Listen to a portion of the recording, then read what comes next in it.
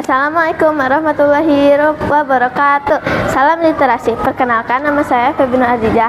Saya anggota literasi numerasi dari SDN Adetek. Pada video kali ini saya akan menjelaskan LKPD, jarak dan waktu tempuh. Pada kegiatan pertama, ayo cari tahu perjalanan saya. 1. Saya pergi ke sekolah dengan menggunakan transportasi berjalan kaki. 2. Biasanya saya berangkat dari rumah pukul 06.12 WIB.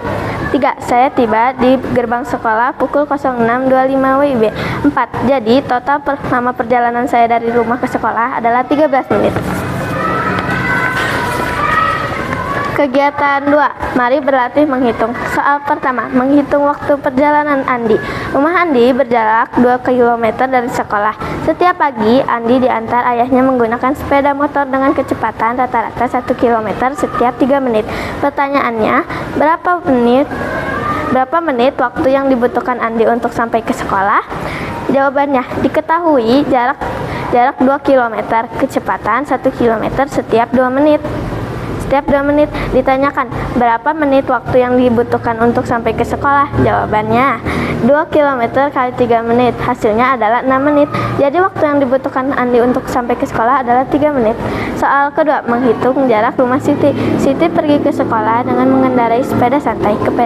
Kecepatan sepeda Siti adalah 100 meter per menit. Siti memerlukan waktu selama 15 menit untuk tiba ke sekolah. Pertanyaannya, berapa meter jarak perjalanan dari rumah Siti ke sekolah?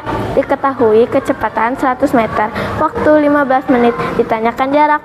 Jawabannya adalah rumus jarak kecepatan kali waktu sama dengan 100 kali 15. Jawabannya 1500 meter. Jadi jarak yang dibutuhkan Siti adalah 1500 meter. Soal ketiga, menentukan waktu berangkat atau membaca jam.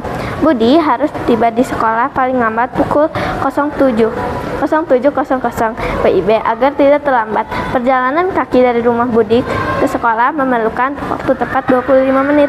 Pertanyaan, pukul berapa paling lambat Budi harus mulai berangkat dari rumah? Diketahui harus tiba pukul 07.00 WIB.